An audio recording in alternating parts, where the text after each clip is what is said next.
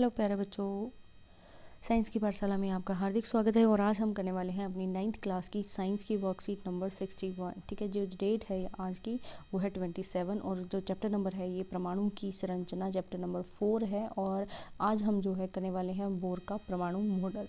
तो बोर का परमाणु मॉडल क्या है इसके बारे में जानेंगे। इससे पहले देखो हमने क्या किया था कि रदरफोर्ड के मॉडल के बारे में पढ़ा था, और रदरफोर्ड के मॉडल से पहले जो है हमने थॉमसन का मॉडल पढ़ा था। तो थॉमसन ने मॉडल दिया था अपना, जिसमें हमने तरबूज के बारे में पढ़ा था कि जो परमाणु है वो किस तरह से दिखता है, एक तरबूज की तरह दिखता है। और इलेक्ट्रॉन जो है नेगेटिवली चार्ज, ऋणात्मक जो आवेश के इलेक्ट्रॉन हैं वो तरबूज के बीज की तरह उसमें धसे होते हैं, परमाणु के अंदर धसे होते हैं।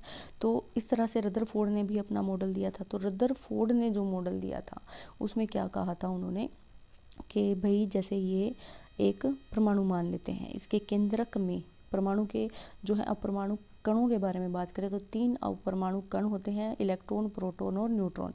तो प्रोटॉन और न्यूट्रॉन ये केंद्रक के अंदर रहते हैं। ठीक है, प्रोटॉन और न्यूट्रॉन कहाँ पे हैं, जो परमाणु है हमारा उसके बिल्कुल केंद्र में है। तो केंद्र के चारों तरफ जो है इलेक्ट्रॉन यहाँ पे चक्कर लगाते हैं।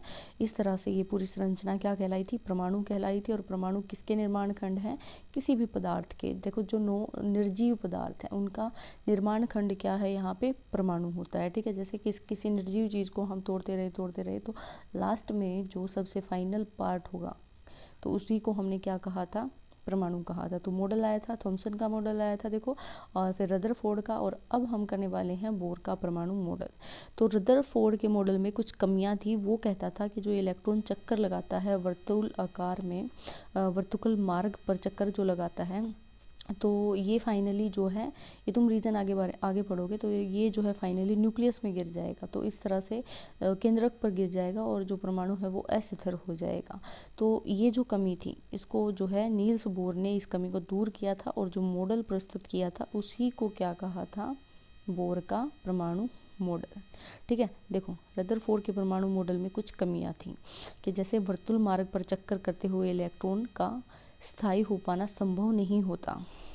ठीक है, वो कब तक चक्कर लगाता रहेगा, जो इलेक्ट्रॉन है भाई वो केंद्रक के कब तक चक्कर लगाता रहेगा, फाइनली वो अपनी एनर्जी को यानी ऊर्जा को लूज करता हुआ केंद्रक में गिर जाएगा। तो ये होता है मेन मकसद। तो इस तरह परमाणु तो है, हमें बताया परमाणु तो है।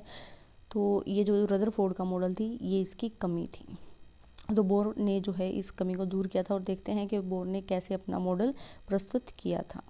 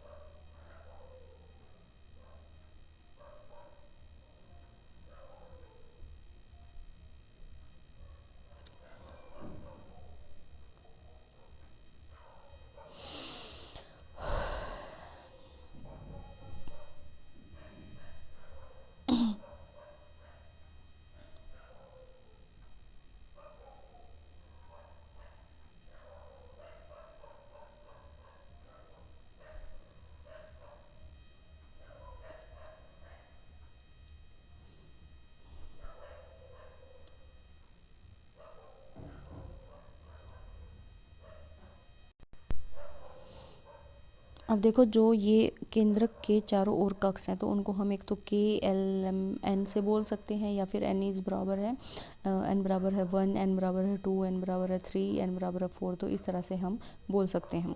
अब देखो यहाँ पे कि जो परमाणु में सबसे बाहरी कक्ष होता है ना, जैसे कि यहाँ पे सबसे बाहरी कक्ष क्या है, यहाँ पे सबसे बाहरी कक्ष हमें दिख रहा होगा, क्या दिख रहा है हमें, N दिख रहा है। ठीक है, तो सबसे बाहरी कक्ष यहाँ पे क्या है हमारा, ये N है। ठीक है, N जो है सबसे बाहरी कक्ष है। तो इसके अंदर इसको जो है हम क्या कहते हैं, संयोजक कक्ष कहते हैं। देखो यहाँ पे संयोजक कक्ष कहते हैं। और इसके अंदर जो इलेक्ट्रॉन आएंगे तो उनको क्या कहेंगे, संयोजक इलेक्ट्रॉन कहेंगे। ठीक है, ये दिख रहा है यहाँ पे संयोजक इलेक्ट्रॉन, इनको हम कहेंगे। या फिर वैलेंस इलेक्ट्रॉन आपने सुना होगा, तो हम इसे क्या कहते हैं, वैलेंस इलेक्ट्रॉन या फिर संयोजक कक्ष कहेंगे, और उसमें उपस्थित जो इलेक्ट्रॉन है उनको क्या कहेंगे, संयोजक इलेक्ट्रॉन कहेंगे। अब किसी जो कक्ष है उसके अंदर कितने अधिकतम इलेक्ट्रॉन यानी कि मैक्सिमम इलेक्ट्रॉन कितने आ सकते हैं, तो उसको जानने के लिए यहाँ पे हमारे पास क्या है, एक सूत्र है, और वो सूत्र क्या है, 2n²। तो यहाँ पे n क्या शो करता है, n शो करता है ऊर्जा को शो करता है। अगर हमें ये फॉर्मूले के अकॉर्डिंग चलें तो देखो, जो k कक्ष है हमने उसका पढ़ा कि n बराबर है 1 आता है, ये देखो, तो उसको फॉर्मूले में पुट कर देंगे तो n की संख्या यहाँ पे क्या है, k के अंदर अगर हमें निकालना है तो n जो है यहाँ पे 1 रहेगा k के केस में, तो हम n की संख्या को 1 का स्क्वायर करके लिखेंगे तो 2 इलेक्ट्रॉन हमारे k के अंदर आ सकते हैं। l के अंदर अगर हमें निकालना तो l का नंबर क्या है, n बराबर है 2 के बराबर आता है, तो n² में अगर रखा जाए तो 2 × 2 की स्क्वायर, तो यानी कि 2 × 2 = 4 आ जाएगा, 4 × 2 = 8 आ जाएगा, तो यहाँ पे 8 संख्या जो है इलेक्ट्रॉनों की आ सकती है। कौन से कक्ष में, एल कक्ष में। अगर एम कक्ष में जाना तो एम का एन नंबर कितना है, वो है 3। तो यहाँ पे देखो कि हम मल्टीप्लाई करेंगे, 3 3 जो है 9, 9 2 = 18, तो 18 जो है इलेक्ट्रॉन एम के अंदर मैक्सिमम आ सकते हैं। तो यहाँ देखो, सबसे बाहरी कक्ष में इलेक्ट्रॉनों की अधिकतम संख्या जो है वैसे तो 8 हो सकती है, जिसे अष्टक नियम कहा जाता है। ठीक है, ये अष्टक नियम कहलाता है कि जो सबसे लास्ट वाला, सबसे आखिरी जो हमारा कोष होगा उसके अंदर कितने आ सकते हैं इलेक्ट्रॉन, 8 आ सकते हैं। तो अब हम बात करते हैं कि जो अपरमाणु कण है हमारे, वो 3 अपरमाणु कण है, एक है इलेक्ट्रॉन, एक है न्यूट्रॉन, एक है प्रोटॉन। तो इसको जो है किसने खोज की थी, किस अपरमाणु कण की खोज किसने की है, तो इसके लिए हमारे पास ट्रिक है। तो देखो, ईंट पर नाच, हम ये वर्ड यहाँ पे याद रखेंगे। तो यहाँ पे ई का मतलब क्या है, इलेक्ट्रॉन, टी का मतलब क्या है, थॉमसन है, तो यानी कि इलेक्ट्रॉन की खोज किसने की थी भाई, तो थॉमसन ने इलेक्ट्रॉन की खोज की थी। अब प्रोटॉन है, पैसे यहाँ पे प्रोटॉन है, तो प्रोटॉन के ऊपर काम किसने किया था, रदरफोर्ड ने किया था। ठीक है, और इसकी खोज किसने की थी, गोल्डस्टीन ने की थी। तो ये चीज़ यहाँ पे थोड़ी सी याद रखना आप। न्यूट्रॉन जो है, न्यूट्रॉन की खोज किसने की है, तो न्यूट्रॉन की खोज की है हमारे साइंटिस्ट चैडविक ने। ठीक है, तो यहाँ से ये ट्रिक याद रखनी है इजीली आपको। यहाँ पे जो डिस्कवरर हैं, वैज्ञानिक हैं, वो आपको याद हो जाएंगे। तो न्यूट्रॉन के बारे में और हम देख लेते हैं। यहाँ पे लास्ट परमाणु कण है हमारा। इससे पहले हम जो है इलेक्ट्रॉन और प्रोटॉन के बारे में, जो लास्ट क्लासेस थे उनके बारे में पढ़ चुके हैं। तो न्यूट्रॉन क्या है, एक और अपरमाणु कण है जो कहाँ पे मिलता है, न्यूक्लियस के अंदर ही होता है, यानी कि केंद्रक नाभिक के अंदर होता है। इसकी खोज किसने की है, जे चैडविक नाम के वैज्ञानिक ने 1932 में की थी, और इसका नाम क्या रखा था, यहाँ पे न्यूट्रॉन नाम रखा था। न्यूट्रॉन, ठीक है, न्यूट्रॉन को याद रखना है कि न्यूट्रॉन यानी न्यूट्रल है, तो उसके ऊपर कोई चार्ज नहीं होता। जैसे इलेक्ट्रॉन के ऊपर बात करें तो इलेक्ट्रॉन के ऊपर ऋणात्मक चार्ज है। प्रोटॉन के बारे में बात करें तो प्रोटॉन के ऊपर कैसा चार्ज है, यहाँ पे पॉजिटिव चार्ज है, धनात्मक चार्ज है। लेकिन न्यूट्रॉन ऐसा पार्टिकल है परमाणु का जिसके ऊपर कोई भी चार्ज नहीं है, वो क्या है, उदासीन है। ठीक है, तो इसका द्रव्यमान वैसे तो प्रोटॉन के बराबर ही होता है, और इसका संकेतक जो है वो n से शो करते हैं। तो न्यूट्रॉन को अगर शो करना है तो हम कैसे शो करेंगे, यहाँ पे n के थ्रू शो। अब नेक्स्ट देखो यहाँ पे, तो उसने कहा, यानी चैडविक ने कहा कि न्यूट्रॉन प्रोटॉन के साथ नाभिक में उपस्थित होता है। तो न्यूट्रॉन यहाँ पे जो नाभिक है हमारा, नाभिक के अंदर क्या होते हैं, उपस्थित होते हैं। नाभिक जो है, नाभिक में प्रोटॉन और न्यूट्रॉन उपस्थित होते हैं। ठीक है, और इनसे ही क्या बनता है, परमाणु का भार बनता है। तो जल्दी से कमेंट करके बताना है कमेंट बॉक्स में कि जो परमाणु का भार है उसको अगर हमें पता लगाना, तो हम कौन सी चीज़ों का एडिशन करेंगे, कौन सी 2 चीज़ों को जमा करने से हमें परमाणु का द्रव्यमान पता लगा सकते हैं। ठीक है, देखो यहाँ पे नाभिक के अंदर क्या है, प्रोटॉन है, न्यूट्रॉन है, चारों तरफ क्या घूमते हैं, इलेक्ट्रॉन है। तो कौन से पार्टिकल का भार अगर लें हम, तो उससे हम परमाणु का द्रव्यमान पता कर लगाएंगे। तो ये चीज़ जल्दी से कमेंट में आपको लिखनी है। उसने कहा कि न्यूट्रॉन जो है प्रोटॉन के साथ नाभिक में उपस्थित होते हैं, और परमाणु का अधिकतर द्रव्यमान भी नाभिक में ही स्थित होता है। तो परमाणु का द्रव्यमान जो है नाभिक में स्थित होता है, और नाभिक में स्थित है तो नाभिक के अंदर जो पार्टिकल हैं वही क्या बताएंगे, परमाणु का द्रव्यमान बताएंगे। एक चीज़ कमेंट में लिखनी है आपको, क्योंकि इलेक्ट्रॉन का द्रव्यमान तो नगण्य माना जाता है। तो इलेक्ट्रॉन का कोई द्रव्यमान नहीं काउंट करते, तो जो बच गए 2 पार्टिकल उनको जो है काउंट किया जाता है परमाणु द्रव्यमान के लिए। अब देखो यहाँ पे जो है सोडियम परमाणु की संरचना दिखाई गई है और हाइड्रोजन परमाणु दिखाया गया। तो हाइड्रोजन का अगर तुम पढ़ोगे पीरियोडिक टेबल, तो जिसके अंदर जितने भी हमारे परमाणु हैं उनको नंबर दिया गया। जैसे हाइड्रोजन एक परमाणु है, ठीक है, जो हम ऑक्सीजन ले रहे हैं सांस में, वो भी एक क्या है, परमाणु है। इसके अलावा यहाँ पे देखो CO2 हम छोड़ रहे हैं सांस के थ्रू, तो यहाँ पे कार्बन भी एक परमाणु है, ऑक्सीजन भी एक परमाणु है। आप पानी पीते हो तो पानी का फॉर्मूला क्या होता है, H2O होता है। तो हाइड्रोजन भी परमाणु है, ऑक्सीजन भी यहाँ पे एक परमाणु रहेगा। तो इसी तरह हाइड्रोजन परमाणु की अगर संरचना के बारे में, तो हाइड्रोजन जो है 1 नंबर पे आता है। तो उसके अंदर एक ही इलेक्ट्रॉन होता है, एक ही प्रोटॉन होता है, ठीक है। थोड़ा डीप में स्टडी हम आगे वाली जो क्लासेस रहेंगी आपकी 10th, तो वहाँ भी करेंगे।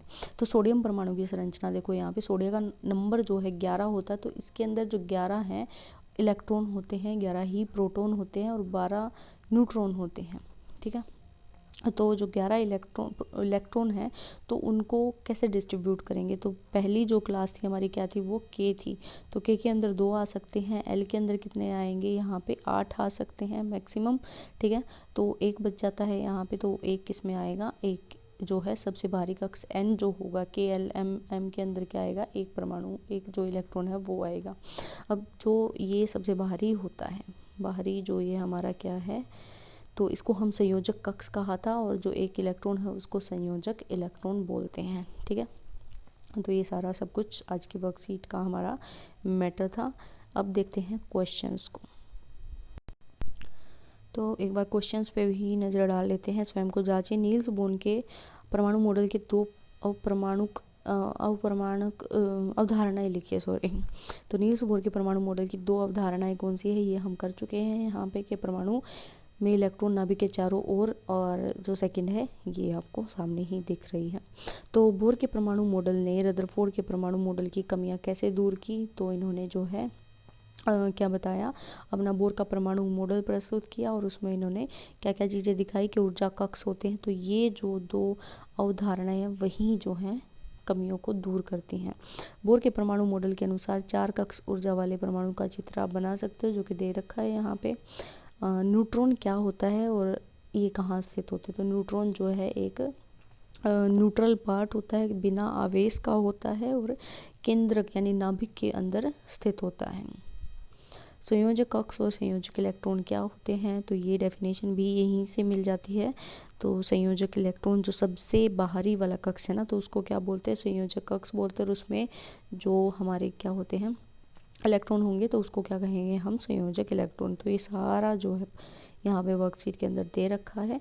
तो मिलते हैं नेक्स्ट मंडे की वर्कशीट में साइंस की।